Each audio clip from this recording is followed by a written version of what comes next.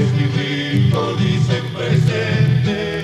Este es el triunfo, hermana, del nuevo tiempo, que florecen los hijos, sangre en el viento. Vamos a unirnos todos para luchar, que no falte el trabajo en ningún hogar, que no falte el trabajo en ningún hogar.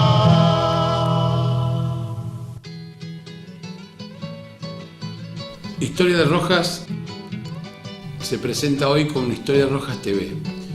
Nuestra idea es aportar algo más a lo que hicimos a través de nuestra página online de Historia de Rojas y nuestro libro editado recientemente. Nuestra idea está en entrevistar o tratar de sacarle historias a personajes de nuestra querida ciudad. Queremos agradecer esta idea que la llevamos adelante con Marcelo Tomasi, a todos los entrevistados que en forma espontánea aceptaron que los molestemos o que le vayamos a preguntar algunas cosas de la historia. Esto solamente es una conversación, no es una entrevista formal, son charlas con personajes de Rojas. Así que bueno, a disfrutar de estos comentarios de personajes de Rojas que tienen mucho para decir.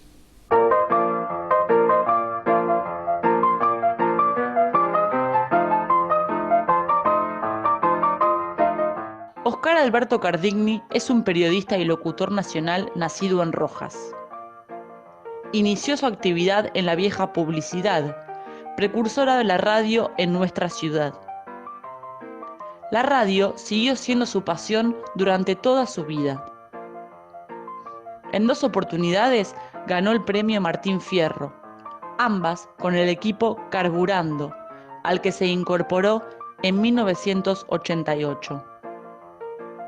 Luego de trabajar en varias emisoras, adquirió la FM Tiempo, de Rojas, a la que le dio su impronta como director. Vamos a compartir, entonces, la entrevista a Oscar Alberto Cardigni.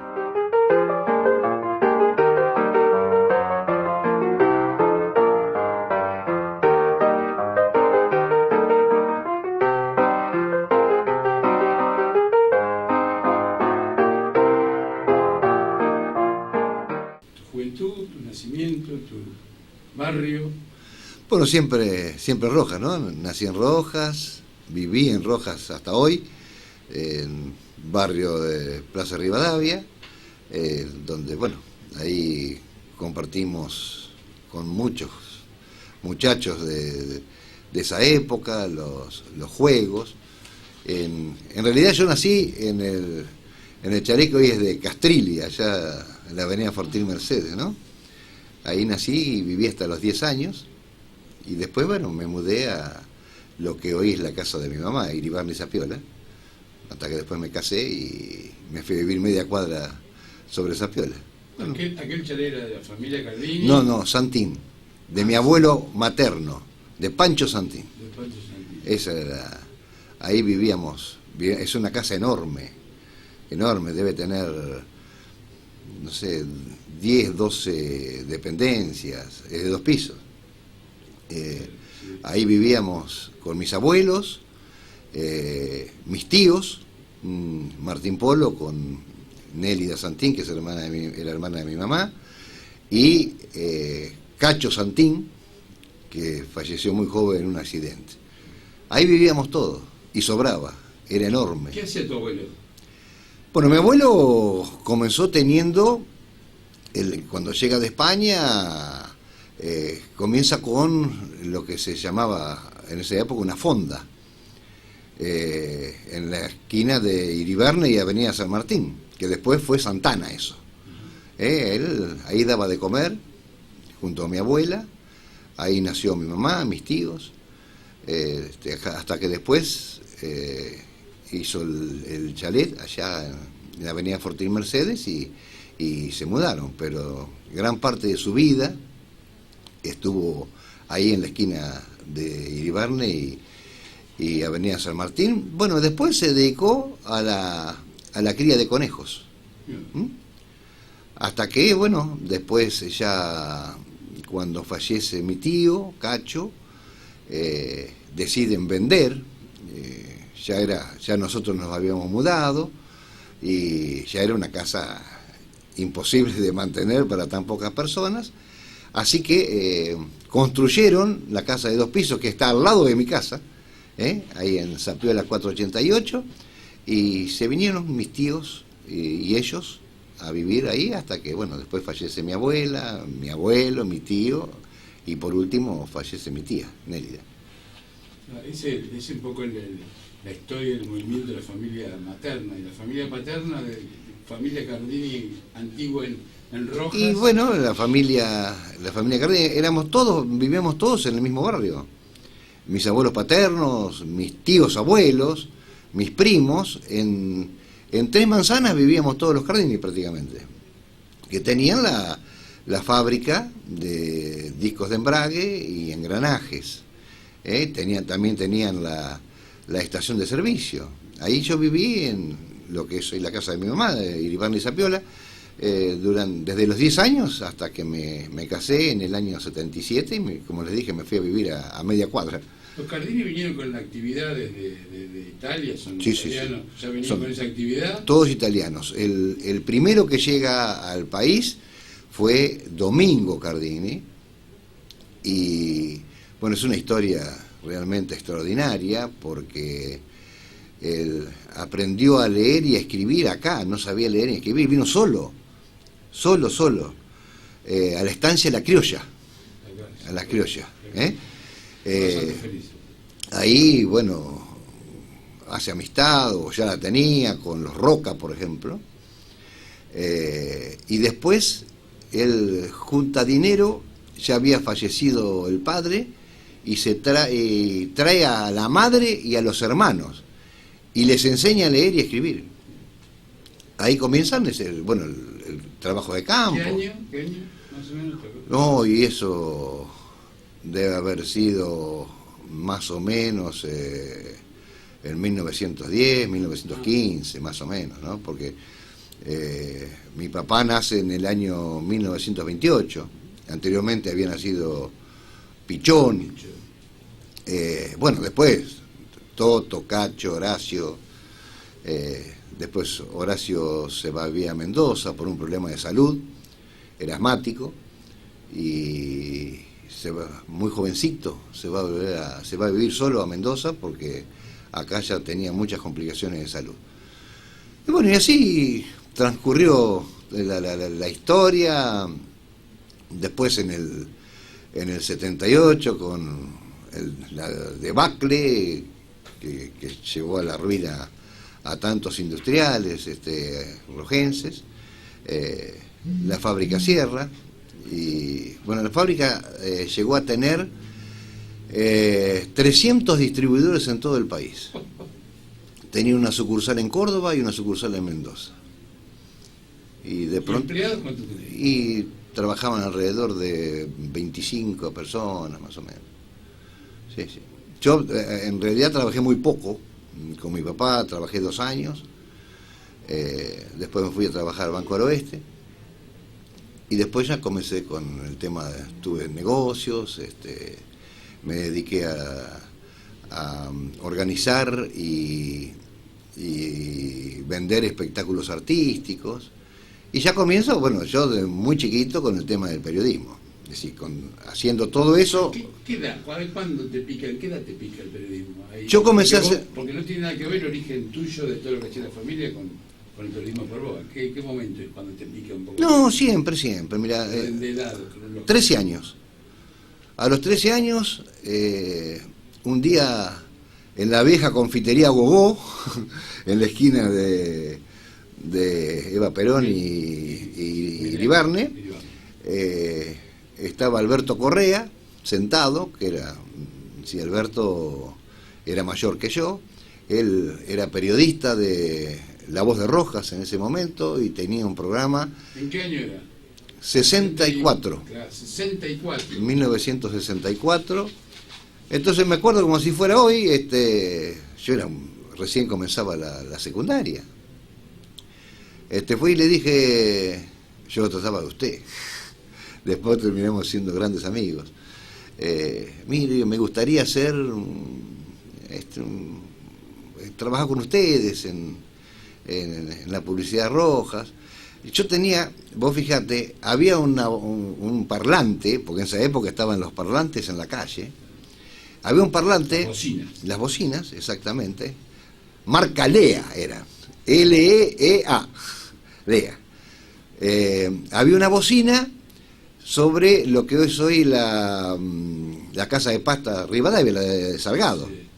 Y esa bocina daba a mi dormitorio. Entonces yo vivía escuchando la publicidad Roja.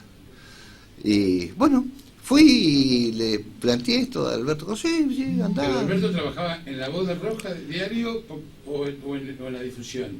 No, era periodista de La Voz de Rojas. ¿Y también trabajaba? También trabajaba en la radio, en la publicidad Roja. En ese momento era publicidad Rojas. Exacto. Negro Correa, especialista en boxeo en esa época. Sí, era una cosa, un lujo Rojas tener un especialista en boxeo. Sí, ¿no? Sí, un gran periodista. El Negro era un gran periodista. Era esas personas que lo que escribía, él lo escribía bien. Fútbol, creo que hasta llegó a hacer algo de automovilismo. Y bueno, empezamos en un programa que se llamaba Deporte al Día. Eran Roberto Boscasi, Alberto Correa y yo, los tres. Comenzamos. Es más, había días que yo salía a las 6:30 de la tarde de la escuela, que no podía llegar, y en la última hora la teníamos a Susana Banzini. Geografía. En geografía, exactamente. Así que me dejaba salir Susana para que podía llegar, mirá vos lo que son las cosas, ¿no? Para poder llegar a... Negro, ¿dónde estaba eso? ¿Dónde transmitían? ¿De dónde hacían la transmisión? En la calle Juan G. Muñoz, la casa que es de Marcelo Martino, que vive Marcelo Martino. Ya era la casa que después fue la difusora Roja. Esa casa era de Rossi, de don Fabián de Rossi. Y la alquilaba don Carlos Molina, una persona extraordinaria. Don Carlos Molina, yo le tengo que agradecer, siempre dije, toda la vida, porque eran de esas personas que... vos calculá que estamos hablando de 14 años, 15 años. Era un chico y con muchas inquietudes, es decir, a mí me apasionó el periodismo siempre. Entonces yo le decía, don Carlos, se me ocurre esto. Y él me decía, si a vos te parece, pibe, lo hacemos. Jamás me puso una traba, jamás. Y bueno, así, durante la secundaria... ¿Dónde estudiaste? ¿En el Colegio Nacional? Sí, en la ESNA. ¿La primaria también ahí? La primaria hice hasta 3er grado en la escuela 1 y después cuando se inauguró el departamento de aplicación, mi mamá era profesora, entonces me pasaron al departamento de aplicación, a la ESNA, hice toda la ESNA. Y bueno, y comenzamos a hacer este programa deportivo. Después estuve un año sin hacer porque me fui a estudiar. ¿Qué estudiaste? Y mi papá quería que fuera ingeniero, pero yo no quería ser ingeniero, yo quería ser periodista. Así que le di el gusto, me fui a Rosario, aprobé el ingreso y me volví. Me querían matar. Y a ver si me podía acobardar y que me volviera. Me dijo, eso fue un viernes a la noche que llegué, un 29 de agosto del 69. Me acuerdo porque fue el accidente del tren que agarra un camión en la 188 y se mata el maquinista, que era Cobo. El maquinista, bueno, me quedó grabado la fecha por eso. Y vine y dije, yo agarré una época muy mala en Rosario, la época de la dictadura, es decir, se metían la policía se metía en la facultad y no te preguntaba qué hacían y qué hacían, te pegaban. Un día compartí la pensión con Pedro Bramati y estuvimos 2 horas tirados bajo un banco. Porque entraban y te pegaban. ¿Viste? Y entonces dije un día, me volví y dije, después de eso, dije no. Pero era más, no me parece que no era tanto el tema de que te pegaban, sino que la ingeniería no te gustaba. No, pero pasaba momentos muy difíciles, ¿viste? Se pasaba un momento muy difícil con el rosariazo. El rosariazo lo vivía a pleno. El cordobazo. Estamos hablando del año 69. Y bueno, entre que no me gustaba, es decir, no es que no me gustaba, vos fíjate que aprobé el ingreso y me volví. Entonces le dije a mi papá, viernes de la noche, le dije, bueno, no quiero seguir más. Bueno, ¿y por qué? Porque no me siento bien, realmente voy a sufrir, no a disfrutar. Entonces me dijo, bueno, o estudiás o trabajás. Y el lunes a las 6 de la mañana me levantó a trabajar. La fábrica. Y no me acobardó, ¿eh? Llevó a la fábrica de cabeza. Me llevó a la fábrica de cabeza y así trabajé. ¿Qué lugar te puso ese día? Trabajé y, viste, empecé a embalar, a preparar pedidos. No entraste por la oficina. No, era el más ratón de todo. Pero lo que después con los años uno se da cuenta, lo que me quería era acobardar, ¿viste? Es decir, que volviera a estudiar. Y bueno, no.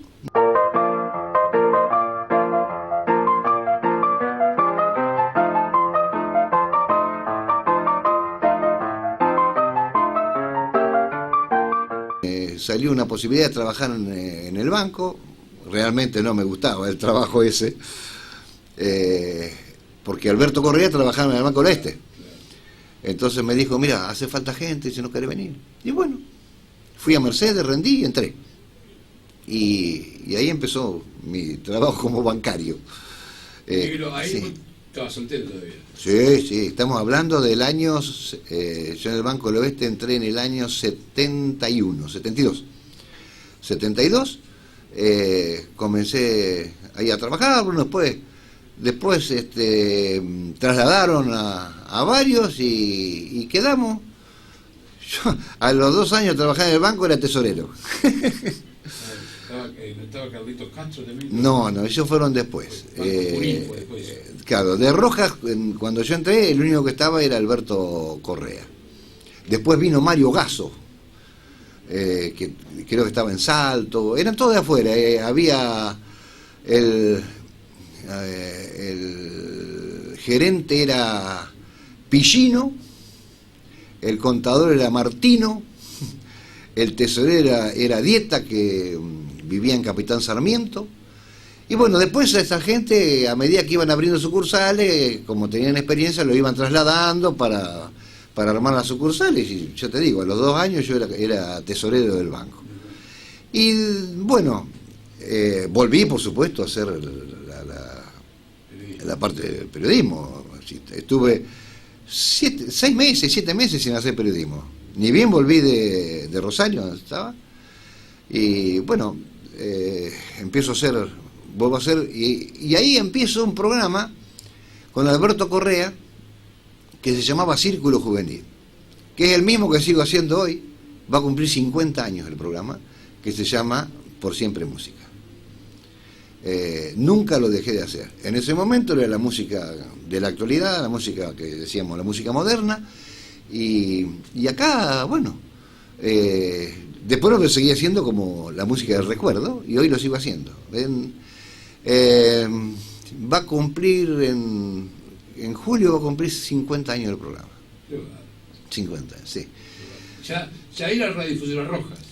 Radiodifusora Rojas, sí, empezó en el año 70, porque se prohibió las bocinas en las calles, los altoparlantes, porque decían que eran ruidos molestos. Lo prohibió el gobernador en ese momento. Y entonces surge lo de los parlantitos en la casa de familia, años 70. Con los parlantitos, bueno, en el año 70 empezamos a transmitir fútbol, cosa que se había hecho. Mira, en la famosa campaña de Rojas del año 68, el relator era José Miranda Lugano. Bueno, la nuestra, no la mía, porque era un equipo, fue en el año 70. Cancha de Jorge Newbery, Rojas Carmen de Areco por el campeonato argentino. Un partido donde se fractura la muñeca Oscar Rossetti, que era el 9 de la selección de Rojas. En esa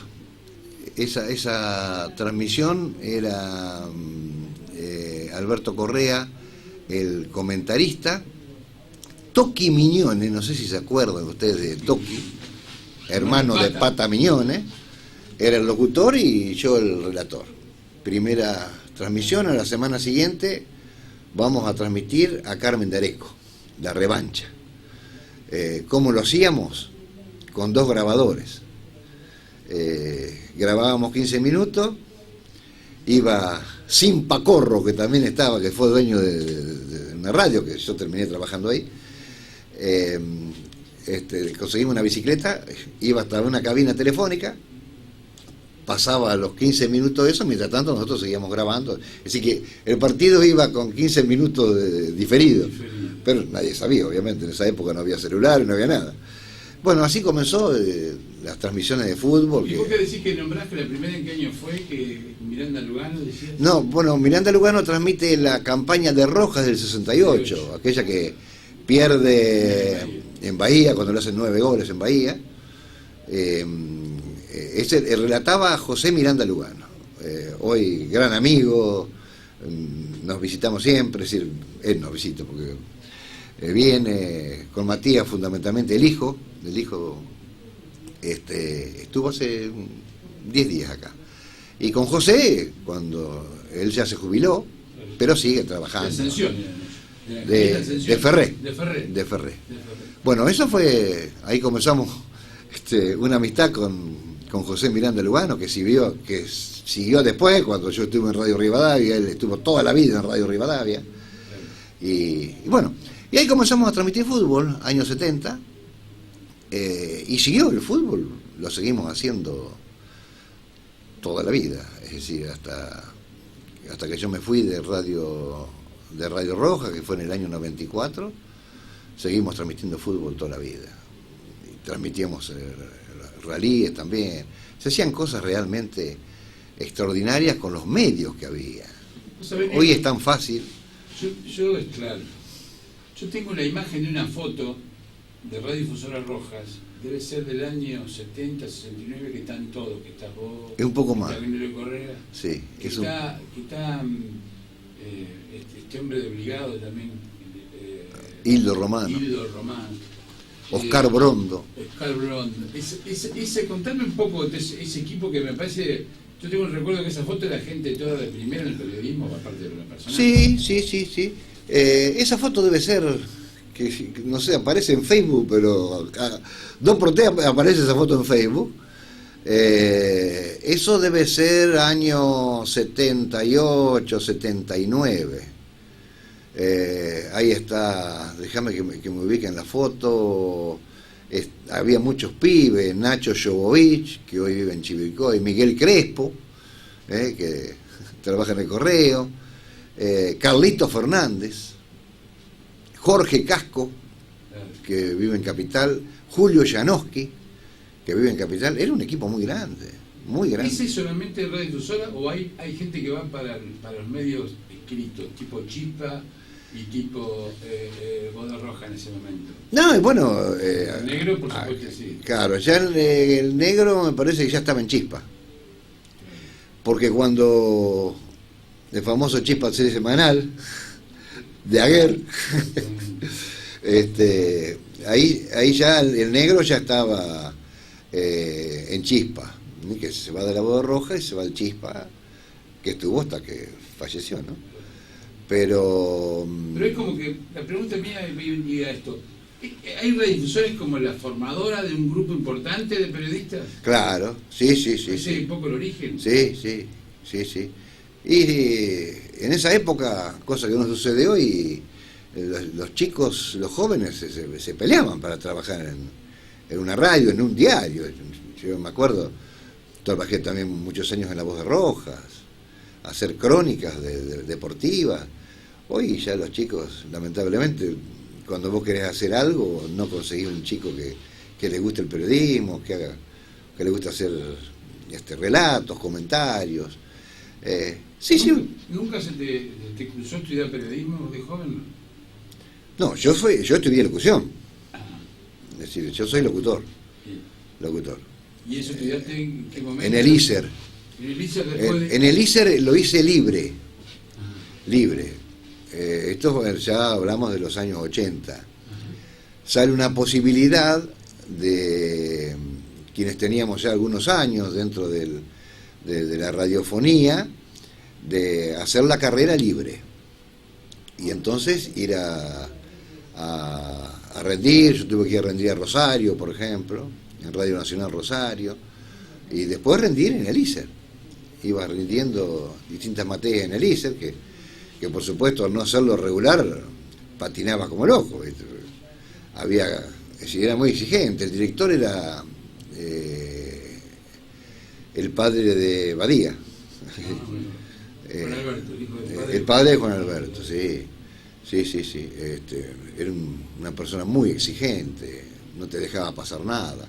Sí, materias que tenía que rendir hasta 2 y 3 veces, porque al hacerlo libre, no tenés la práctica del que va todos los días a estudiar.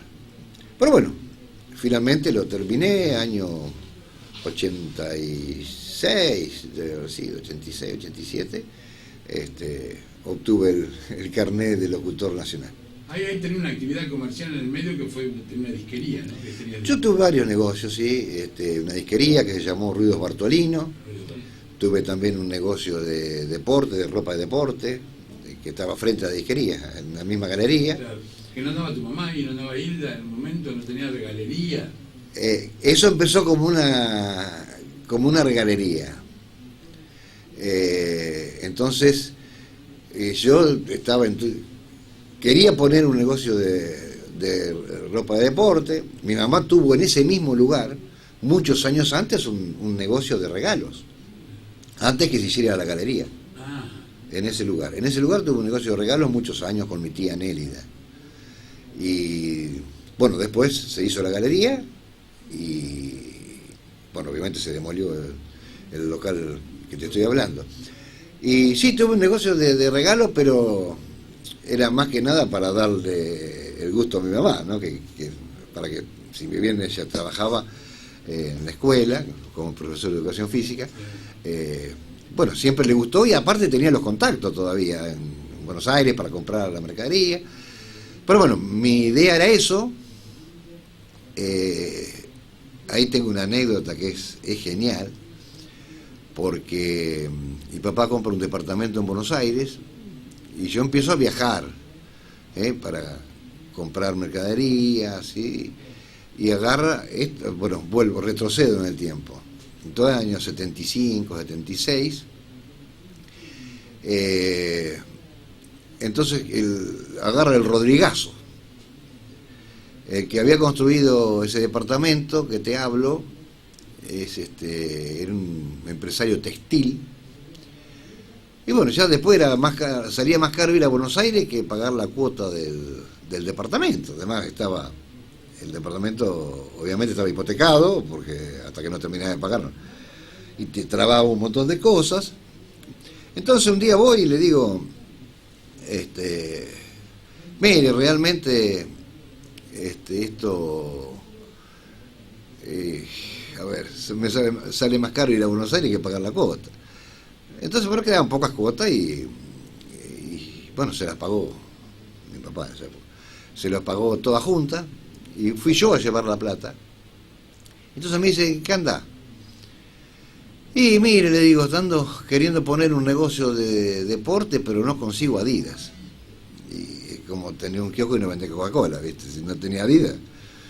Bueno, dice, vos has sido gaucho conmigo, así que llevo ese gaucho con vos, acompañame. Nos fuimos caminando, porque eso estaba en la calle Libertad, bueno, ahí cerca de Avenida Mayo. Entonces fuimos, cruzamos el obelisco, negocio impresionante, Corriente y Pellegrini. ¿Vos te das cuenta? Frente al obelisco era del hijo de él. Bueno, entonces me presentó al hijo y me dice, mira, este muchacho así, le explicó todo el tema del departamento, necesita, dice, una cuenta en Adidas porque quiere poner una casa de deporte. Levantó el teléfono, llamó, se da cuenta que llamaba al presidente de la Nación. Era el cliente número 1 de Adidas y el mayor comprador de Adidas. Así que me dice, mañana a las 8 de la mañana podés estar. A día estaba en San Martín. Yo andaba a pie a San Martín y ahí me recibieron, pero no sabés cómo. Y bueno, ahí consigo Adidas.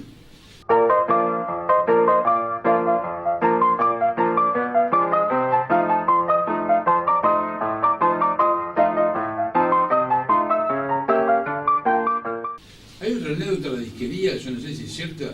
Por ese momento, ¿cuántas disquerías había cuando vos tenías en Rojas? ¿Cuántas disquerías había? Y llegó a haber 3. Uno que acá frente a la radio, que la tenía el Gallego Ribeiro, que hace comisiones. El Gallego Ribeiro había sido empleado de Reinaldo Amor, que fue en su momento la única disquería que había en Rojas. Casi Iván, en Mariana, Ahí, donde está, frente a la plaza, Bringeri. Ahí estaba. Ahí. Esa fue la primera disquería de Rojas. Claro, eso era de Reinaldo Amor. El Gallego Ribeiro era empleado de Reinaldo Amor, bueno, después Amor, un hombre grande ya, creo que le deja todo él y se viene acá, frente a la radio, al lado, que lo que era en ese momento, La Voz de Rojas. Y abre, Oscar Calderón abre la otra. Ahí estaban, sí, y después puse yo en el 73. El 13 de diciembre del 73 yo abro la disquería. Hay una anécdota que dice que te van a saludar y no conocer a un colega, ¿cierto? Eso? Sí. A ver cómo Es cierto. A ver. Oscar Calderón, que se había hecho el implante, el peluquín.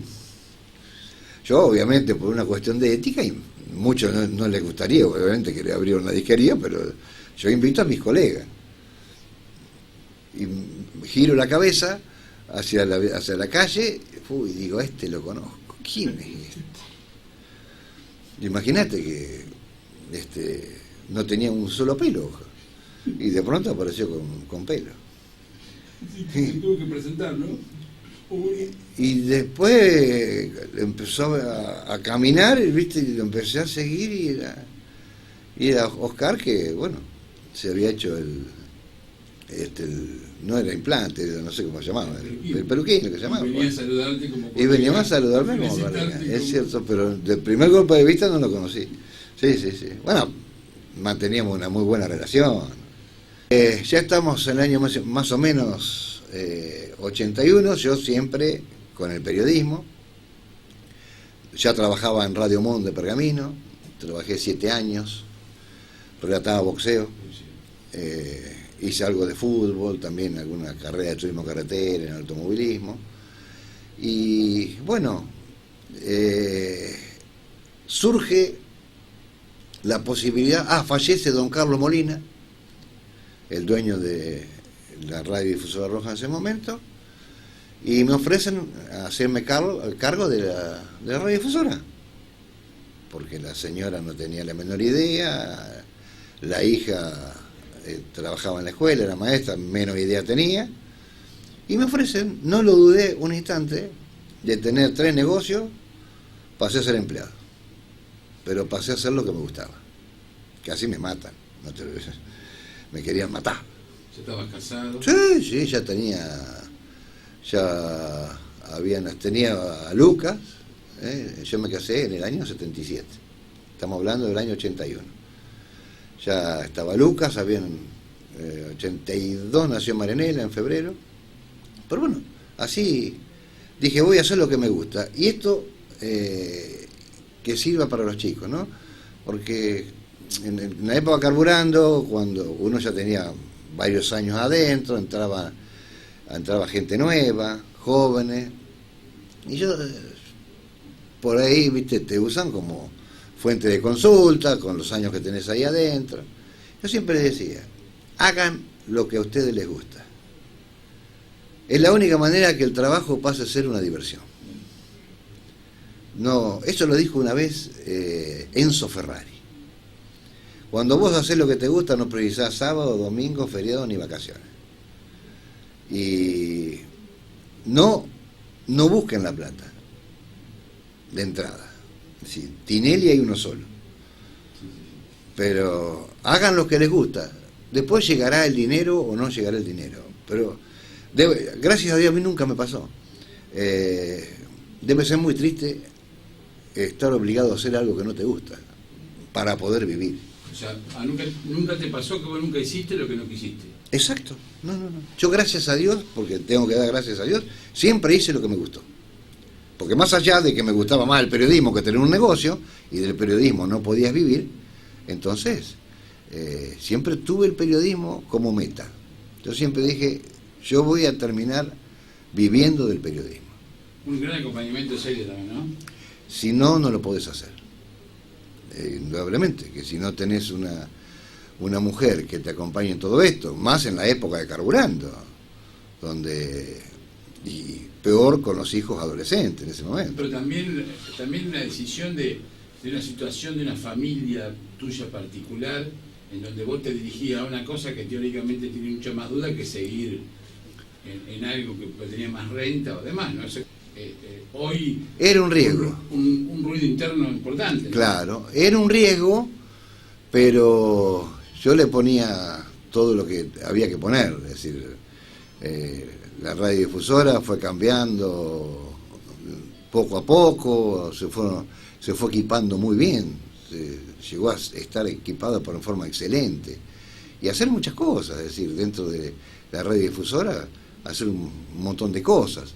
Y seguía, por ejemplo, con el tema de los espectáculos, de producir espectáculos, de vender espectáculos. Eso lo hice durante muchos años. ¿Cuál fue el que más trajiste, que más top de espectáculo trajiste para vos? La mayor cantidad de gente, sí, Cacho Castaña. Es decir, hubo dos Cacho Castaña fue casi en el mismo momento. Se hace la Expo 200 de Rojas, en la rotonda, allá en el campo 77, 1977, en el campo de Rufino Blanco, y lo traigo a Cacho Castaña, que era el número más caro de la República Argentina, 50 millones de pesos. Bueno, eran, no sé, 2.000 personas, adentro de una carpa, una locura, totalmente una locura. A la semana siguiente lo traigo a Perales. Perales valía 120 millones de pesos. ¿Escuchás? Bueno, me fui con los 120 millones de pesos en el tren, en el bolsillo, a Buenos Aires, porque había que pagarlo adelantado y en efectivo, no había cheque, nada. El representante, que después terminó preso, que era el mismo de Julio Iglesias, tenía las oficinas en el Plaza Hotel. Cuando llego, me presento, me hacen subir, había 2 roperos parados en la puerta. Yo digo, bueno, acá me pegan un palo, me roban los 120 millones de pesos. Bueno, y vino Perales, año 77. Vino Perales. Y después, también, en esa época, Newbery tenía que arar la cancha. Entonces me proponen hacer una jineteada. Yo nunca había hecho jineteada, nunca. Bueno, empecé a averiguar con tipos que andaban en jineteada. Bueno, me contacté con todos y traje a Antonio Tormo.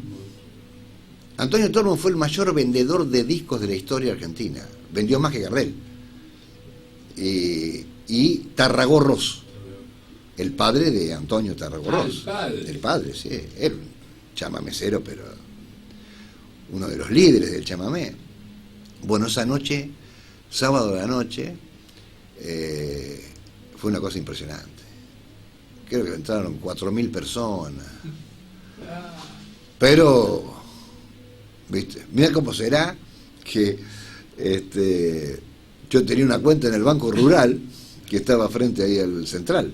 Claro, que el río. Ahora, claro, que es el río hoy, pero claro. Estaba frente abajo del edificio, frente al Central. Le pagué a un policía para que me acompañara, porque en esa época te daba una bolsita que podías hacer los depósitos fuera de hora. Digo, con toda esta plata, ¿qué hago? No la puedo tener en mi casa. Así que le pagué a un policía, me acompañó y deposité toda la plata pero era una fortuna. Bueno, fueron los 2 espectáculos que traje de mayor repercusión. ¿Y el del fracaso? Y el de fracaso, Mercedes Sosa. La traje al TAF, creo que fueron 90 personas. ¿En qué año? Y debe haber sido alrededor del 80, 79, 80. Cuando estaba volviendo, en pleno, o no, antes que se fuese por la dictadura. Claro. Mirá, con Mercedes Sosa tengo una anécdota genial. Yo me había hecho muy amigo del marido de Mercedes Sosa. ¿Por qué? Porque yo compraba los espectáculos a una agencia muy seria en Buenos Aires. En el tema espectáculo tenías que tener mucho cuidado porque hay mucho. Bueno, que eran 3 socios. Masitelli, el Pocho Masitelli, que era marido de Mercedes Sosa, Armus y Noriega, 3 socios. Obviamente que lo pagaba un peso más porque tenían la comisión de ellos. Bueno, un día seguimos, no había celulares, no había nada. Vuelvo al año 77. 77. Me llama Masitelli y me dice, bueno, tipo que podía estar hablando horas, una cultura, un respeto, en honor, dice, a nuestra amistad, dice, me trataba de usted, me llevaba 20 años, qué sé yo. Y me dice, la primera actuación de Cafrune estaba en España, exiliado en España, claro, va a ser en Roja. Bueno, pero ¿y cuánto me va a costar? No mucho más que cualquier número nuestro, así, un tipo muy solemne. Bueno, 7 de mayo del 77 lo traigo a Jorge Cafrune al Italia. Otro número espectacular, lleno total. Tipo, un gran tipo, Cafrune. Que casualmente cuando muere Cafrune, era muy amigo de Masitelli, muy amigo de Mercedes Sosa. Entra en una depresión Masitelli, que termina y se muere. Cafrune que se atropella el caballo. Sí, que lo atropellaron. Bueno, pero se muere en un accidente que iba a caballo. Claro, iba a unir, iba a Yapeyú. Iba a rendirle homenaje a San Martín, salió de la catedral de Buenos Aires y iba a Yapeyú. Un día, en una carrera de Balcarce, regreso al hotel el día sábado y le digo a mi compañero de pieza, esa que está cantando es Mercedes Sosa, pero no es un disco, no es, está acá. Bueno, y seguía cantando. Así que voy, digo, yo me mando. Le golpeo la puerta y sale el Conacho Brizuela, que era el guitarrista, un guitarrista extraordinario de Mercedes Sosa. Entonces me empezó, mire, digo, yo, así le digo, yo era muy amigo de Masitelli, quería saludar a la señora, si es posible, digo, si me puede atender. A ver un momentito. Entonces me hace pasar. Estaba la negra sentada en la cama y estaba ensayando. Digo, discúlpeme, yo estoy acá de casualidad por una carrera, andaba con la ropa carburando ya. Pero bueno, quería saludarla, yo era muy amigo del Pocho, de su marido. Y mirá por la memoria de la negra. ¿Y usted de dónde es? Me dice, yo soy de Rojas. Ah, dice, yo estuve en Rojas en un teatro muy chiquito. Digo, ahí viene el cuento que fue mi mayor fracaso. Sí, el teatro TAF. Me se acordaba. Estamos hablando de 25 años después. Bueno, entonces le di datos concretos como para que supiera que no le mentía. Yo le compraba a Armus, a Noriega, que eran los socios de él, le compraba los espectáculos. Usted, bueno, se lo compré a ellos cuando usted fue a Roja. Bueno, vos sabés que casualmente era el día de aniversario de la muerte de Masitelli, del marido. Bueno, dice, en virtud de todo esto, de su amistad con el Pocho, dice, va a ser mi invitado esta noche en el show. Toma, me quería morir. Sentado en primera fila y escuchándola a la negra Sosa. Guaraní también lo traje. No, sí, Qué manera de cortar clavos anoche. Mamita, había más policía de civil que espectadores. ¿Por? Porque estaba prohibido Guaraní. Yo le tuve que pedir la lista de las canciones para ir presentarla en la comisaría. ¿En qué año trajiste Guaraní? En ese momento. Y ¿Apenas que regresó? Ese momento, y sí, debe haber sido 80, 81. Me acuerdo que entró por donde entra la gente, la Italia. ¿Viste? Revoleando un pañuelo rojo. No, digo, acá vamos todos presos. Bueno, también lleno total Guaraní en Italia, sí.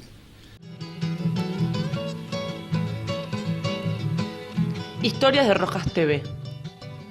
Otro aporte de Historias de Rojas al rescate del patrimonio histórico de nuestro distrito. Una producción de Historias de Rojas y Ediciones Mario Aguer. Dirección Mario Bernardo Aguer. Realización técnica Marcelo Tamasi. Voz en off Juana Aguer. Banda de sonido Triunfo de los Rojenses de Carlos Vizcayar y Amalia Latiano. Interpretado por Cuatro para el Canto. Que no falte el trabajo en ningún hogar.